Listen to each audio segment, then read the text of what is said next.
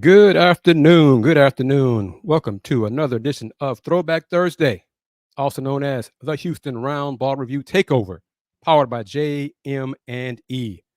I am, of course, KG Chris Gardner, owner of the Houston Roundball Review. Thank you once again, as always, to my man AJ Jones for allowing me to have this platform to share with you my thoughts and opinions on sports. A lot of basketball discussion, but we're going to talk some other things. The tragedy of the suddenness of Reggie Cheney's passing earlier this week, age 23 years old. May Reggie rest in peace. Have two guests lined up, two coaches lined up to join me today. One in a few minutes, and then another at the bottom of the hour. Coach Alvin Brooks first, and then Coach Toyelle Wilson. So welcome as always.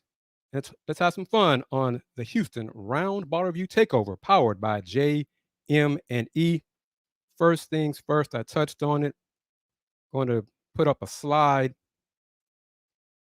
of head coach Kelvin Sampson with Reggie Cheney, and I'm going to read the words, if just in case the words aren't very easy to read, but you get the idea and the sentiment from head coach Kelvin Sampson. First in his family to graduate from college, reached his dream of signing a professional basketball contract. He was leaving Monday, August 28th for Greece. A son, a grandson, a brother, the ultimate teammate, the identity of our Cougar basketball culture, a winner. Thank you, God, for allowing Reggie to come into our lives. Rest easy, Reg. Your legacy will live on forever. I love you and will miss you dearly. Kelvin Sampson, Houston head basketball coach. And let me say this, I'm a Cougar alum, a member of the media, covered basketball, covered UH basketball for a long, long time. Got to know Reggie through the 3 years that he was at UH. Good young man, tough basketball player. He played one season basically with broken bones in both his hands. He could barely catch a basketball because his hands were in that much pain, but he fought through it. And he battled and he competed to help his team. He contributed to the success of the Houston Cougars men's basketball program. But he was a good young man.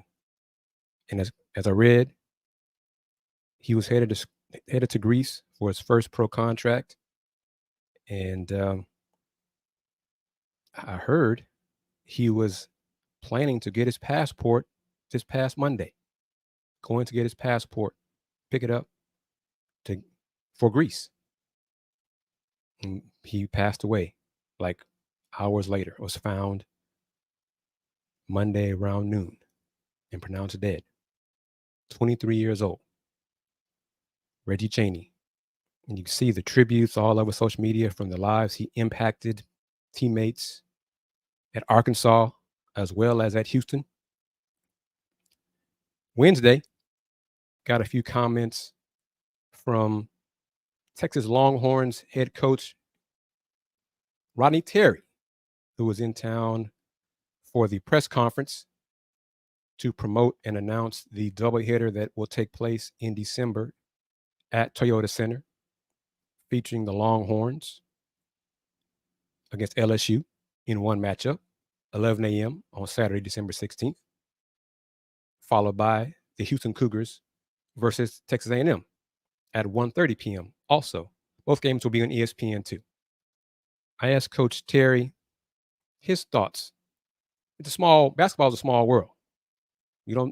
Folks don't realize sometimes fans lose sight of that. Sometimes folks in media lose sight of it, who you know and how long you've known people and interact. But here's some comments from Longhorns head coach Rodney Terry about Reggie Cheney. Well, Reggie Cheney, I pass on our condolences at the beginning of the press conference to he and his family, to the University of Houston, the basketball family. Reggie was a fine young man. I got a chance to talk to him on the phone. We tried to recruit him when I initially came back to Texas. We tried to recruit Reggie to Texas, and just a really good kid who played really, really hard and had a passion for playing the game of basketball. It's very unfortunate, and for what happened, and again, you just pray for him and his family at this moment. Thanks, Coach. Thank you. Now I'm going to have some comments from Chris Pesman, who attended Wednesday's press conference to represent the University of Houston in the men's basketball program. Because let me tell you, the coaches, the staff, the players, they're hurting.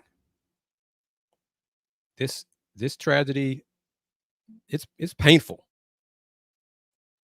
And for a while, it was not certain that UH would have a representative at the press conference to announce the doubleheader. But Chris Pesman attended, and here are some of his opening comments from Wednesday's press conference. And I appreciate the other coaches that made an effort to get here. Obviously, this is a busy time of the year for y'all, so thank you for making that effort.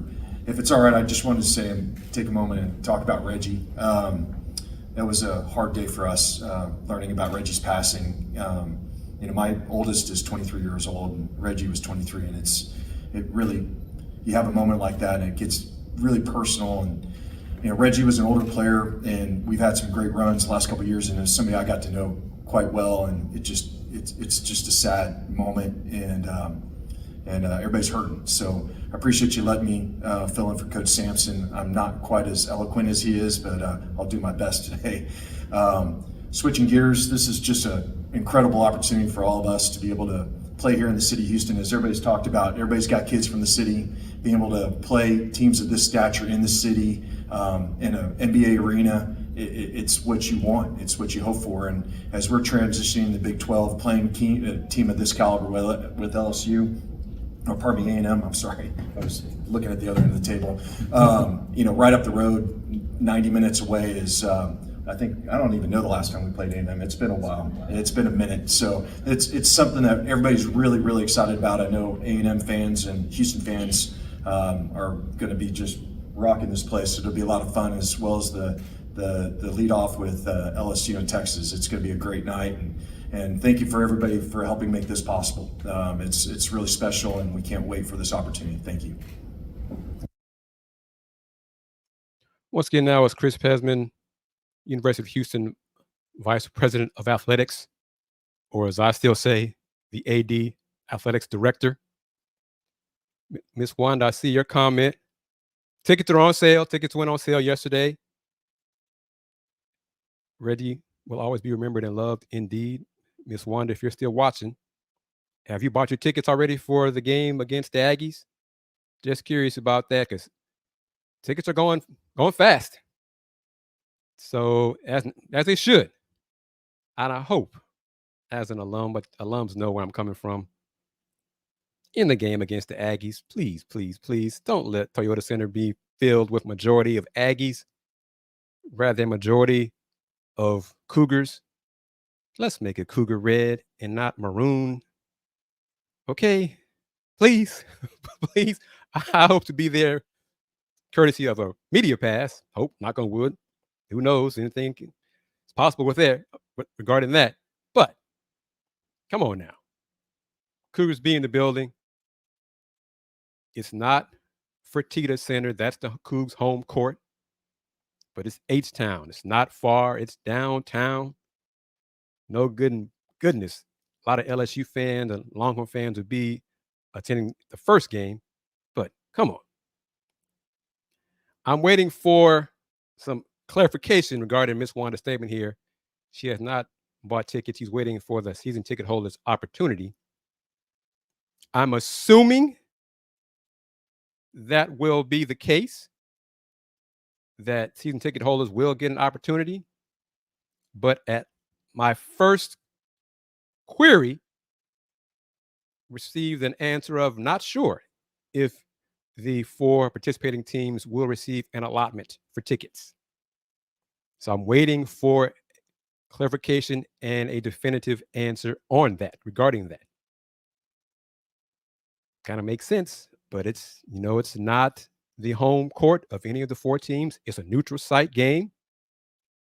It should be 2 games featuring, potentially, if LSU does their part, 4 NCAA tournament teams for this coming season.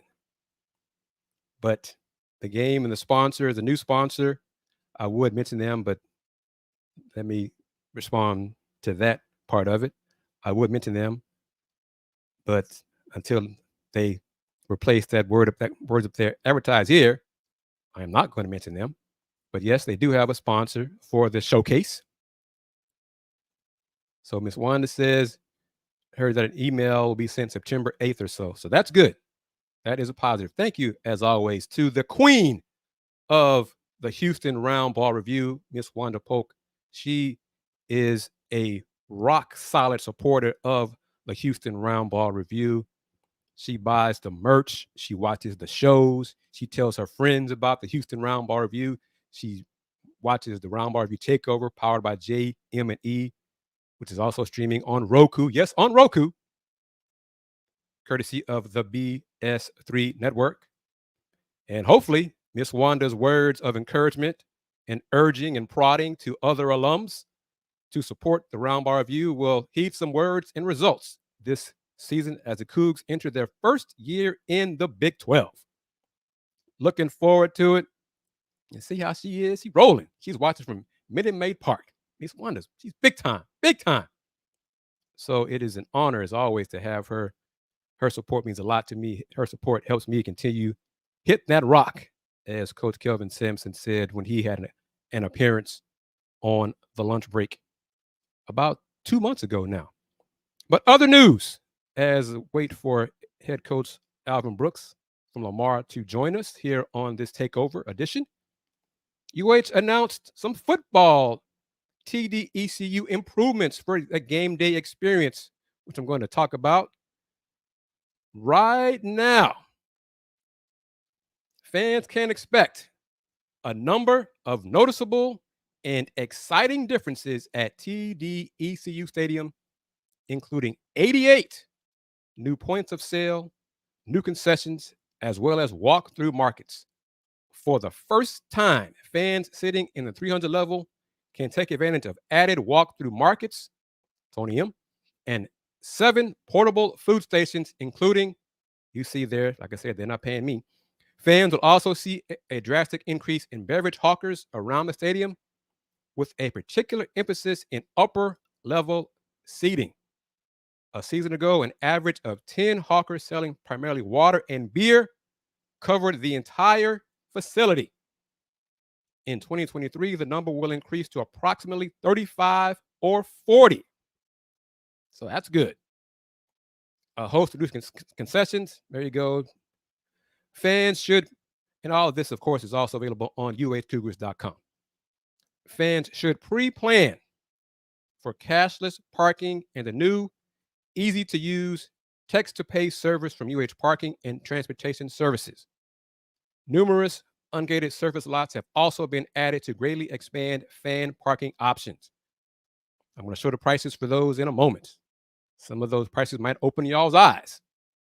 Fans can take advantage of complimentary Metro rides on the red, green, or purple lines to and from all Cougar home football games during the regular football season with proof of a game ticket or student ID.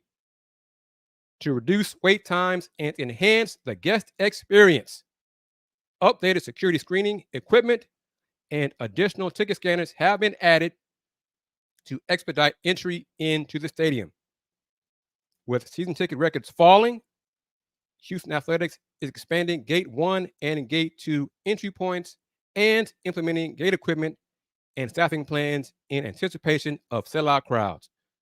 I sure hope there are sellout crowds, including the season opener against UTSA. Last word was, I think, 30,000 Tickets have been sold.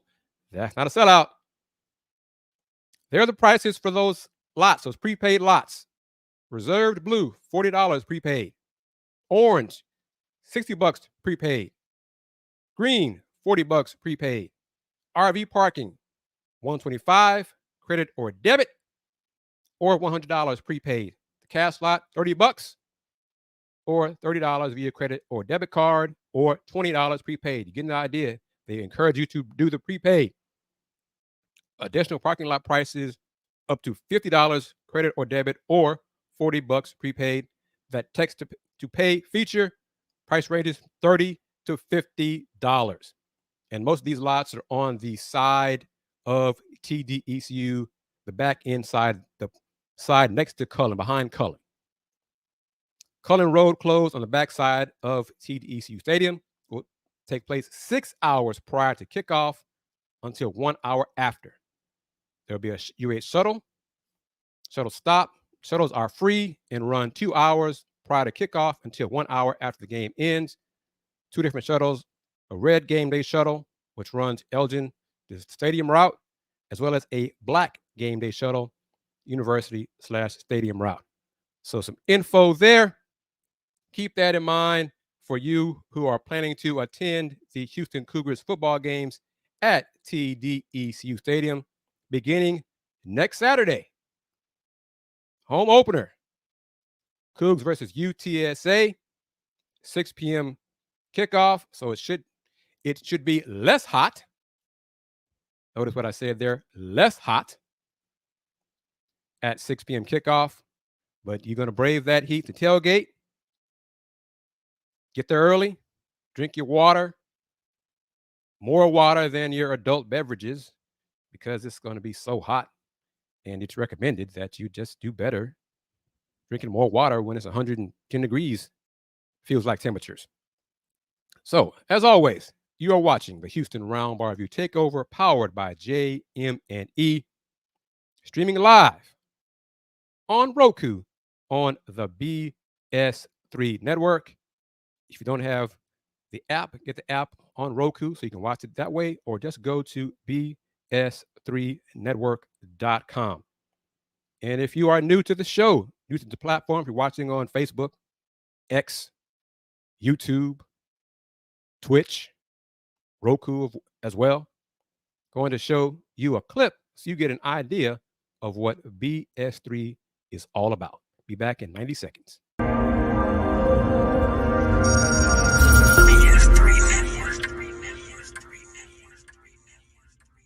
BS3 Network, changing the way you watch TV.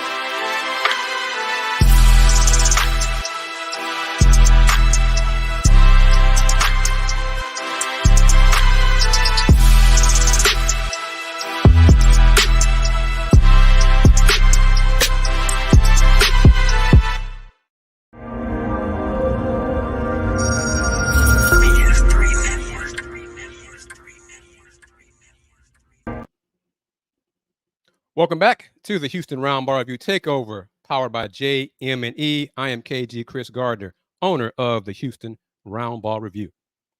Coach Alvin Brooks, Lamar head coach Alvin Brooks. Technical gremlins are getting him right now. He's trying to log in, so hopefully he'll be able to join in and share some thoughts on Lamar's non-conference schedule, and if he has some time to give his thoughts on Reggie Chaney as well. And hopefully at 12:30, SMU head coach Toyelle Wilson will join the show. But between now and then, you got me on the screen, me and my shiny bald head. Talk some Rocket basketball if you want. Hit me up in the comments as well. But I want to play, I think, a couple of more clips, like at least one more clip. But this clip will be from Devin Johnson, Texas A&M assistant coach, who attended the press conference Wednesday to represent the Aggies. And Buzz was not there. Head coach Buzz Peterson was not there. So here we go. If I pull this up, Buzz Williams, again, Buzz Peterson. That's what Chris Peterson had in my head there. But here we go. If I can pull it up here, because his comment is interesting as well. He talks about the Aggies and some love for the Cougs men's basketball program, which Coach Kelvin Sampson has helped build. So one moment here, assistant coach Devin Johnson. Put on the event. We're very, very excited for the opportunity to be less than 100 miles away from campus, the opportunity to play in front of more than 100,000 former Aggies in Houston is something that we've been looking forward to for a long time. And so the opportunity to play a wonderful team like the University of Houston and the success that Coach Sampson has had there is great for us. We're talking about right now in our program great growth. We've been growing as a program, and this year we're looking for great growth. And the opportunity for us to find great growth is to play the best. Houston is one of the best teams, not only in the state, but in the country. And so for the opportunity for us to compete against the best, give us a chance for great growth. And we appreciate that. So thank you to everybody. We're looking forward to it. We hope the 12th man come out and represent like they normally do, and we're very, very excited.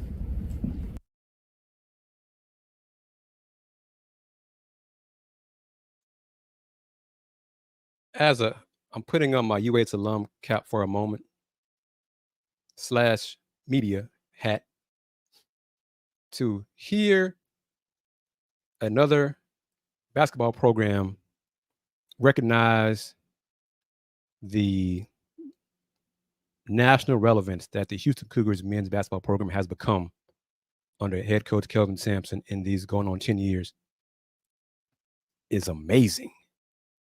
The turnaround, the transformation from what this program was prior to Coach Sampson being hired to what it is now. It still blows my mind.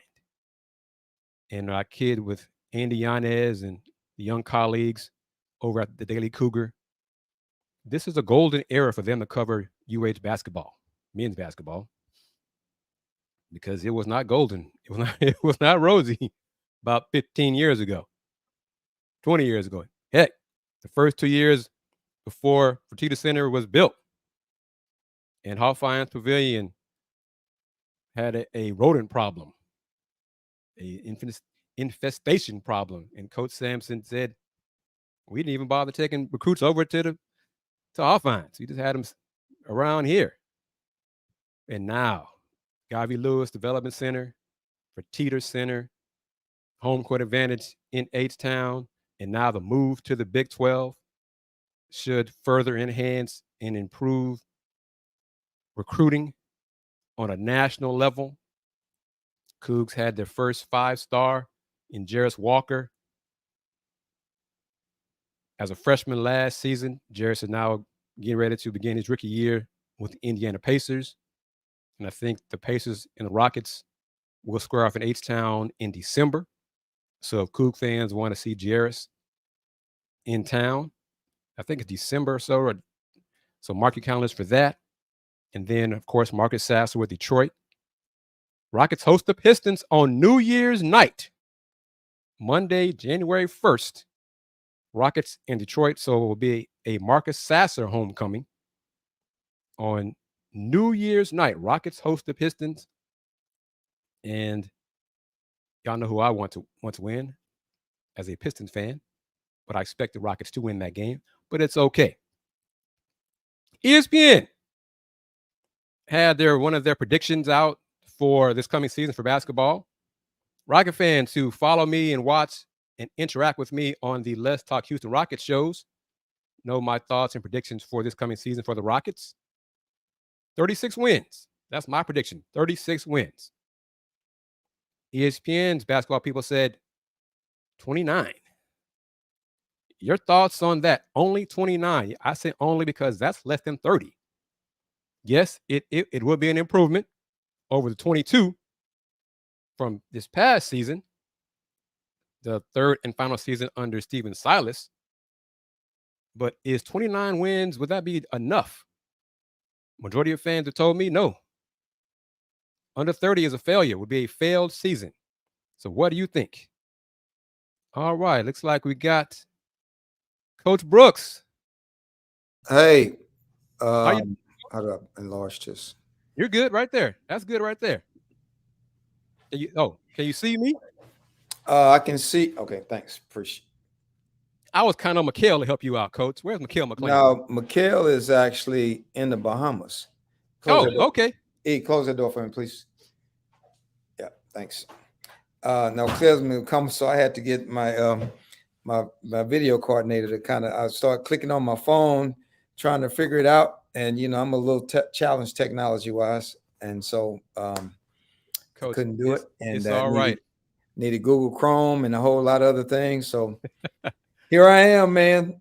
I appreciate it because when I first started this, I was having problems learning as well. So it is no worries. Glad you could make it. Okay. If you don't mind, Coach, because I would like to talk to you about the schedule, non-conference schedule for Lamar.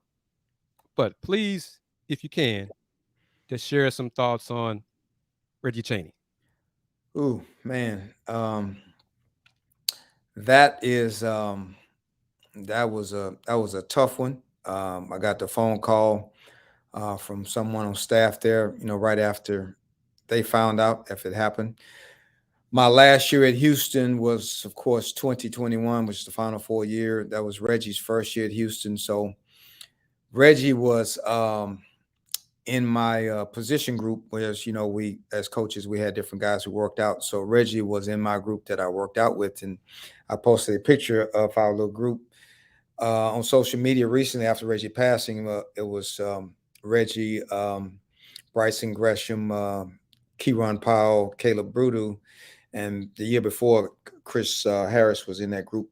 And then, of course, Reggie came in, and it was unique how I think Coach Sampson mentioned it. But Reggie was at Arkansas for 2 years. And after Fabian White tore his ACL in late May, and then we really kind of needed a guy to come in and fill in. And so we're able to get Reggie.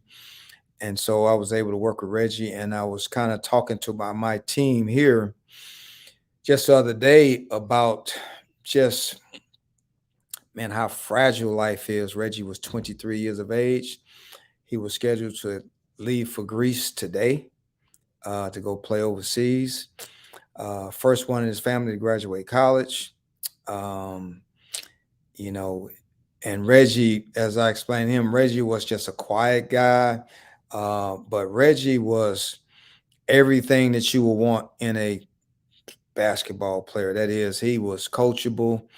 Reggie was the same whether he knew he was starting or whether he was coming off the bench. It didn't matter whether you played him early in the game, late in the game.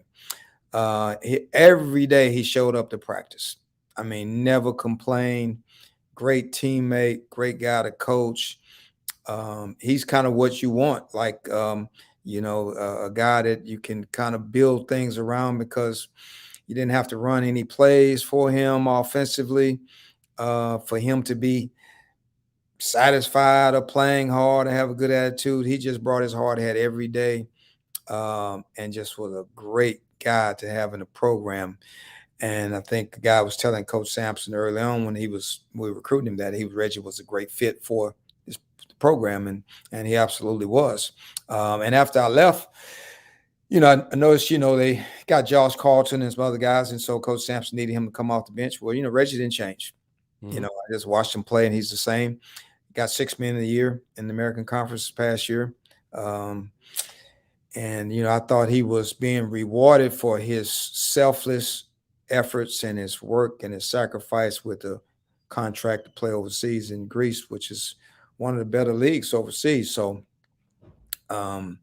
to see a young man like that, to him kind of all of a sudden you wake up one day and he's no longer with us. I mean, it's impactful for a lot of reasons. I mean, but as I told our guys, man, God makes no mistakes. But man, you didn't know this guy, but let me tell you about who he was. And I just started telling about what a worker he was, how unselfish he was, what a team guy he was, and he was all about playing for the coach and the program. And he wasn't into the me or the I thing. I mean, he just wasn't. That's just not who he was. And if you could, it's tough to hear we lost Reggie, but if you hear how people speak of Reggie, if you looked at his senior night tribute from Coach Sampson, the coaches, the players, what I'm saying about him, having coached him for a year, and how people talk about him now that he's gone. I mean, what would they say about any of us after we leave, if we made that kind of mark? Right. Well, Reggie has made a mark to where he will be remembered forever, in my heart, in my mind, just by everything that he did, what he exemplified, that kind of thing. So tough loss, man. Tough loss. I heard for Reggie, his family, Coach Sampson, the Houston family. I was a part of it for a while, a long time.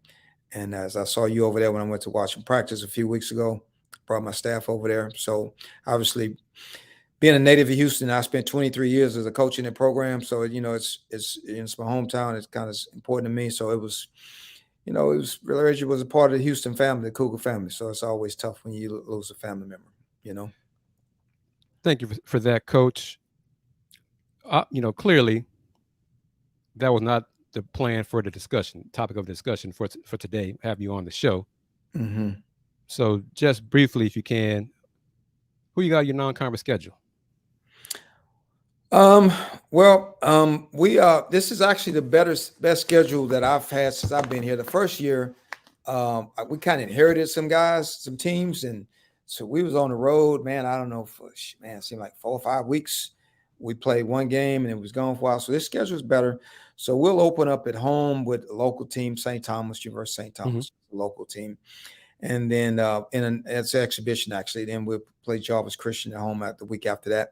And then we go on the road and it kind of really starts. So we play at SMU, which will be a really tough game against the American Conference team. And then we'll play Texas San Antonio, which has moved up in leagues to American, and we'll play them early in the schedule at our place. And then we'll return the game later in December at their place. So we'll play UTSA home and away. Which I think is a really good series for us. It's in state and it's good competition. Get us ready for conference. We'll go to West Coast and we'll play at Pacific. That is a return game. They came here this past year in that league, and it's a good game for us out there. We'll play in these multi-team events, they call them tournaments, and we'll play the one in Longwood in Virginia, and that'll be Thanksgiving week. And we'll play Bethune-Cookman, Longwood, and then Delaware State, and we'll come back, and then we'll go to UTSA, return that game, and then we play at Sam Houston State, which is right down the road. Another team that was formerly in the Old Southland is now, they went to WAC my first year here. We went to WAC with them, and then they moved up to Conference USA, so we'll play them, and then we'll close out the schedule with Louisiana Monroe. Southern Miss here, who won their league last year in the Sun Belt, at both of those games at home, though. And then we go to LSU right before Christmas and play there. So I think it's a really good schedule for us. Our last non-conference game will be Paul Quinn at home. But it's a really good schedule for us because we're playing American Conference teams, Conference USA teams, play a SEC team. And, we are on the road a little bit, but not nearly as much as before, which, we can manage that. We go out to the West Coast for one game, travel to Dallas, play SMU. We'll travel just, Baton Rouge, not far from here. LSU play there. And then Virginia's a long trip, in Thanksgiving week will play that tournament. But they're all games that help prepare us for conference play in the Southland Conference. And we have a good number of home games, so and 3 neutral site games. So I'm excited about that schedule, especially with this team that we have this year. It's been my 3rd year. All right, Coach. Thank you very much. We're going to do it again, if you don't mind. Yeah, we'll do it again. We have more time and yeah, less somber. Yeah. And we'll be good. I appreciate you having us, because this will be our best group. This is our best team. And Excellent. So we have 8 returners, and we haven't had returners since I've been here. We have 8 returners. We did well in transfer portal.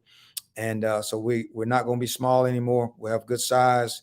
We're not young anymore. We have some experience, but even though we only have 2 seniors, but this will be a good year for us. So looking forward to talking to you again. Thank you. Lamar head coach Alvin Brooks joining me here on the Houston Roundball Review Takeover, powered by JM&E, streaming live on Roku. Yes, Coach, I'm on Roku on the BS3 network. So onward and upward. And now I'm going to shift gears, Coach. I'm going to call you in a few minutes. We can work on some other stuff, okay? Okay, sounds good, bro. All right, thank you. Take care. Bye-bye. Okay. Now I'm going to bring in Coach Toyelle Wilson. Are you muted? Yeah, you good? I hear you now. Yes, ma'am. How are you? Good. How are you? I'm doing great. Thank you for joining me. Let me get this out the way, Coach. Are y'all in the ACC yet? Not as of today. No, we're still in the other levels, the AAC still. Okay. All right. So what are your thoughts on just the whole realignment thing? I mean, for me, it's a blessing that we're in this discussions to be in a Power 5 conference. And it's been kind of a whirlwind because we've been hearing it since July recruiting, but we're trying to just stay level-headed and take it day by day and control the controllables, because so many people are worrying about, you hear a tweet, a text, or this or that every other day. Teams are coming up to me asking me other teams in the conferences, you're going to be in the Pac-12, the ACC. I don't know. Right now I'm in the AAC. I'm just worrying about recruiting to the school and the conference that I'm at right now, and then worry about that when that happens. And so but all I can do, like I said, is just focus on day by day. And when someone gives me the call that we're in a different conference, and that's when we start taking those different steps. For folks who don't know Coach Toyelle Wilson, share a little bit about your coaching background. So I'm from New Jersey, played ball in New York, and after that I started coaching college basketball. I was at Robert Morris for 3 years and did a couple camps when we were allowed to do camps out in LA, the Laker camps, and I met Talvin Hester and Byron Rim, and I connected with them, and they called me a few weeks later saying Cynthia Cooper is looking for an assistant coach at Prairie View A&M University. I drove my car from Pittsburgh to Prairie View, and I coached there as an assistant for 3 years. It was a great 3 years, and she left to go to UNC Wilmington, and I got offered to be the head coach at Prairie View. So I was the head coach there for 3 years. We won it 3 straight years, conference tournament championship, went to the NCAA tournament. Played Baylor, UConn, and Baylor, and that's when Kim Mulkey called me to come be an assistant coach at Baylor. I was at Baylor for 6 years. Went to University of Michigan there to be their recruiting coordinator. I was there. First year was COVID. Second year, we went to the NCAA tournament in San Antonio in the bubble. Then I had an opportunity to be a head coach again when SMU called, and so I am here now. Starting my 3rd year at SMU. Excited about what we've done so far, and excited what we can do in the future. How long do we go back, Coach? I think we go back to the Prairie View days. Yeah, that's a long time. I remember when you interviewed me with your phone in the hallway when we Rice and yeah. So we've gone back for at least I got to Prairie View in 2006-07 season. So that's how long ago, almost 20 years ago. You have a great memory because, and you described it right, with my phone in the hallway at the SEDS Fair. Yeah. I mean, because I came across one of them, I was like, wow, look at this clip right here. I know. Those clips still come up. Yep. Amazing. Okay. Let's work kind of backwards, if you can. Is the non-conference schedule set finalized? Yeah, we haven't released it, but we have a really good out of conference. I'm actually pulling it up here now, just so I can kind of give you an insight. We have an exhibition game on November 1st, against a powerhouse D2 school that's won a lot of their conference tournaments, gone far in their D2 in the NCAA tournament. We open up with UC Riverside. We have Alabama State. We actually have two home games. We have a home game against Pac-12 opponent Colorado, who went to the NCAA tournament, and we have a game against Baylor at home in November. So that's going to be nice. I agreed to let Sarah Andrews come home. I don't know why I agreed to that, but I agreed to let Sarah Andrews come home to Dallas and play in front of her family and friends. So, I was recruiting her when I was at Baylor, so I love her family. We go to San Diego for a tournament for Thanksgiving. Then we'll come back and play Baylor. And then in December, we have Louisiana Tech at Louisiana Tech. And we have Sam Houston State here home. And we have Air Force before Christmas. So it's a great challenging schedule for us, especially with losing, Savannah Wilkinson and Jasmine Smith, just to kind of see where we are being challenged early. We'll be at home a lot, just in front of our fans. We were really good last year, home conference, total home schedule. Our record at home was really, really good. I think we were 13-2. So I wanted to make sure, with our kids being so young, I wanted to get them at home again. But we go on the road only 2 times, and then we have conference play starts right after Christmas. Describe your roster. Who you got? I know one of the players was from Houston, and now she's with you. Yes. So obviously you're talking about Tiara Young, who transferred 6-man player of the year. We're really excited about her. I think she has the best mid range I've ever seen in my life. She can score the ball. We know she can score the ball, and we just wanted that leadership. We want another option, especially when we're losing Jazz and Savannah. We want another option of a scoring threat on the perimeter. We have Shantae Embry that comes back from. She transferred from Texas Tech. She had a great first season here with us, and I'm excited about her this season with us. And she demands the paint. She can score at all 3 levels. Really excited about her being inside, playing inside and out. We return, Ella Brow. She's Australian that came from Australia, freshman last year, all freshman team in the AAC. She is great on the perimeter. She's a playmaker. She can make everybody around her better. We have Tamia Jones, Reagan Bradley, both guards that started last year. So we return, 3 of our 5 starters, and Jessica Peterson, a post player, Amir Abdul Rahim, a post player. Some freshmen that we have is Chanel. Chanel Reed has a twin. She played down in Austin, had a great season down there and a great high school career. Her twin sister actually plays at UTA. So they're both up here in the Dallas area. I'm excited about her and her length. She can score the ball. She's so finesse, so smooth. We have Aaliyah Henderson, a lefty from out of Oklahoma, Norman, Oklahoma, won a championship in high school, knows that championship caliber mentality and how you have to play. I like lefties. I'm kind of biased because I am a lefty. Mm-hmm. So I really like lefties, being that, she's a lefty. Odyssey Sims was a lefty. Alexis Jones was a lefty. I like a lefty, on the team, mix it up a little bit. Maya Chandler, she's a transfer from Illinois, Chicago, Illinois, out there, Loyola. And I just wanted a kid that could play the combo position 1 or 2. She can really, really shoot the ball. She can really, really use the ball screen and create and get downhill, and a great finisher around the rim. So I wanted to just get some good playmakers. We're going to be young, but I think we're going to be really, really, really good and have some talent. We'll take some bumps early, but I'm really excited about what this team can do and the expectations that we have as a program. How would you describe your coaching style? I mean, definitely fast paced. I want to score quick and early in the shot clock. Defensively, I want to have a lot of defensive tenacity. I want people to understand when they come to play SMU, they're going to get a lot of pressure. And with us this year being a lot quicker, we're going to put a lot more presses in, and our defense going to play a little more 94 feet. And so I'm really excited to see how the girls really, really own that spot of pressing and not just playing half court defense. And I'm really, really excited about how deep we are at the guard position and being able to play fast, score fast, We're going to be in shape early. Teams that play us going to have to be in shape early, because I want to play that. Our defensive intensity is going to be, I'm really defensive minded coach. And so, we're really, really, really want to lock down and have some goals defensively. We want to chart some things defensively, in order to win basketball games. And so, really just fast paced pace style of play, man to man defense, aggressive defense, rebounding the ball and running in the open floor. How has the transfer portal impacted you in the program?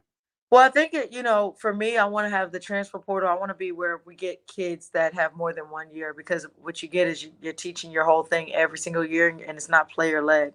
So I was really thankful last season that Savannah and Jazz came back because they knew everything.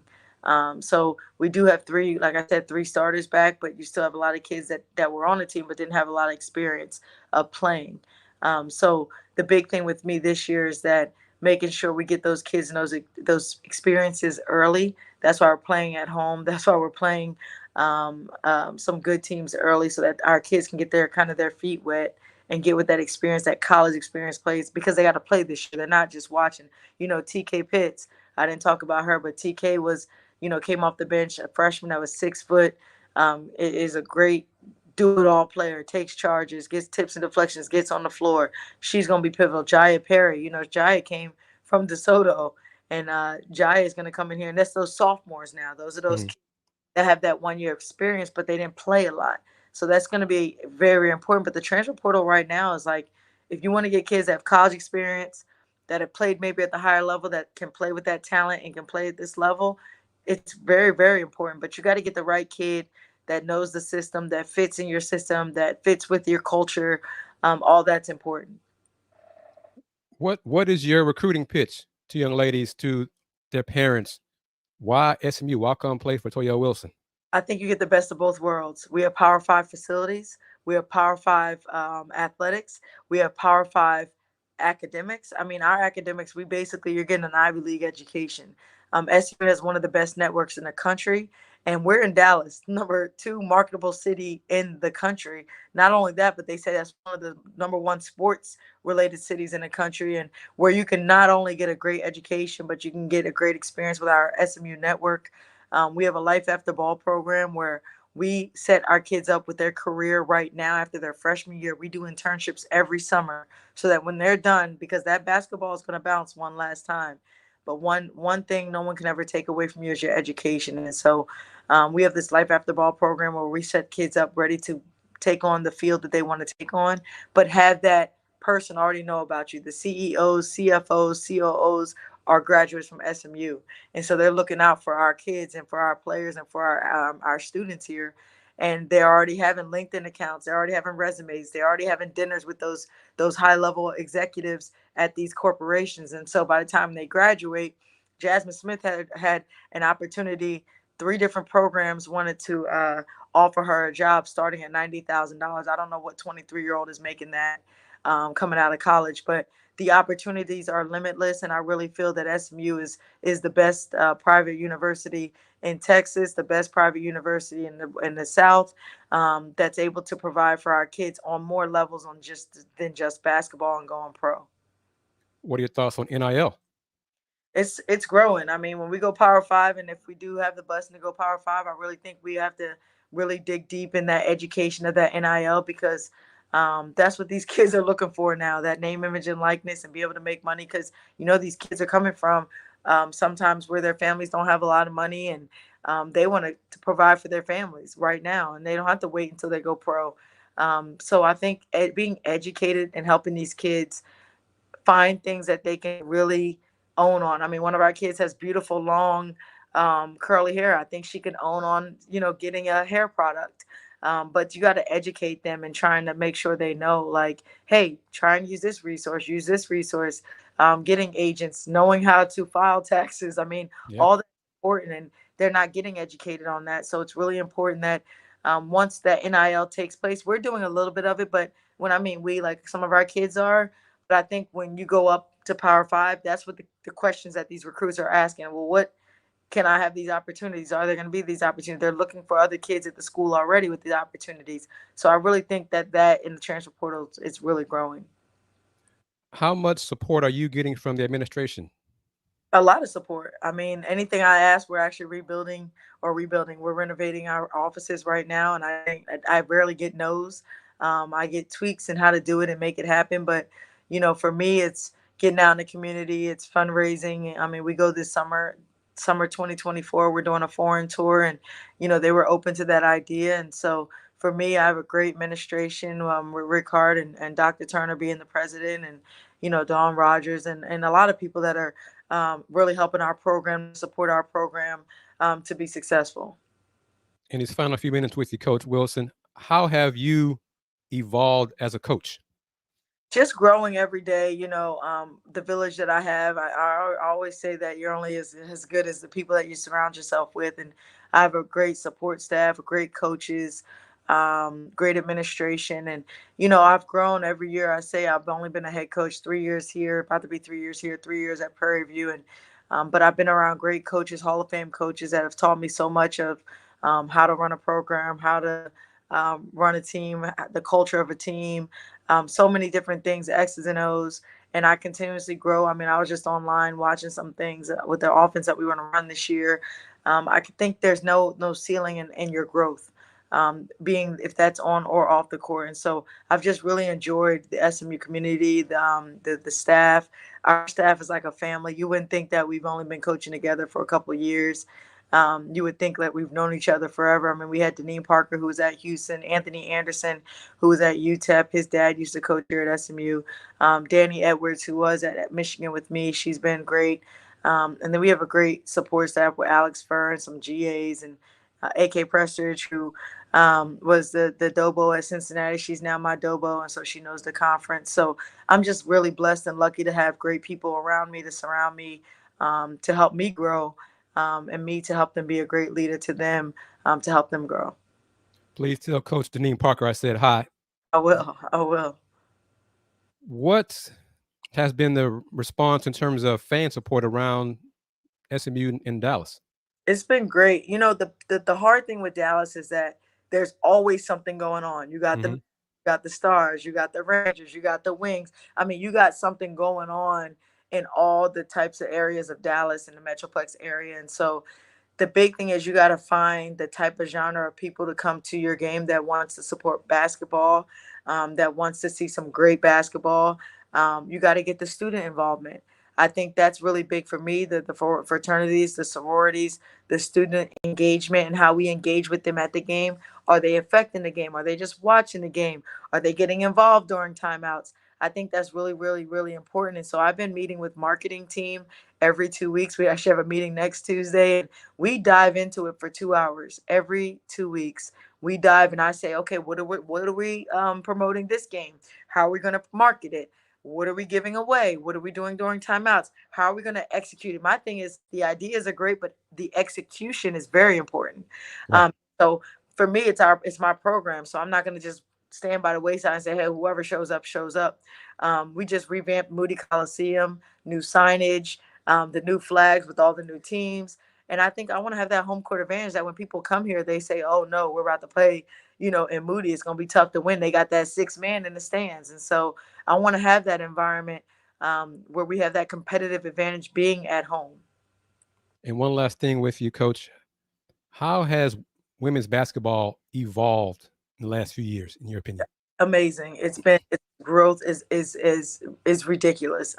It's been so amazing to see the growth of women's basketball, from the ratings, from when watching women's basketball, from us being on ABC for the first time to CBS to Fox to all that, where teams are playing on channels that have never streamed women's basketball, primetime basketball. Now we have Selection Sunday. Now we're on TV at the same time. I mean, the growth is limitless, and we got to keep pouring into women's basketball, and everyone, not just the women's coaches, but people outside have to keep pouring into women's basketball for its growth, pouring into WNBA for its growth, for us to have charter planes. And when I say us, I'm talking about WNBA for every game, not just, back-to-back games. And because it is fun basketball, I think it's still pure watching women's basketball. And so, girls are dunking now. Girls are having triple doubles now. I think that's important. Women are having 50-point games now, just like Mm-hmm. did. And so all that's important, but we got to support it too. I go to the Wings games. I support as much as I can. Not just saying it, but at my actions of doing it.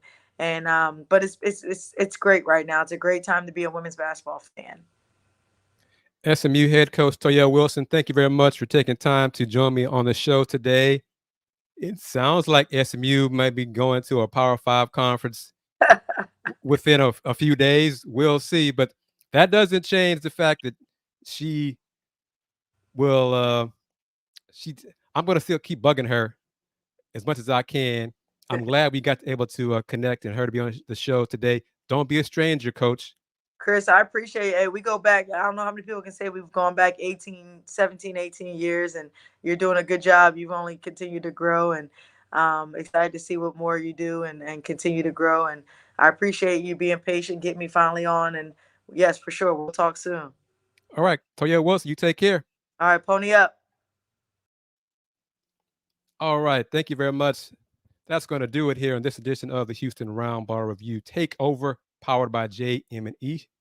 Thank you for watching on Facebook, Twitter, X, Twitch, YouTube, of course, and naturally on Roku on the BS3 network. Tony M, thank you very much for watching. Thank you, as always, for your support. Tony might be the king of the Houston Roundball Review in terms of support. So I got the king and Tony M and the queen and Miss Wanda Polk. Going to wrap it up.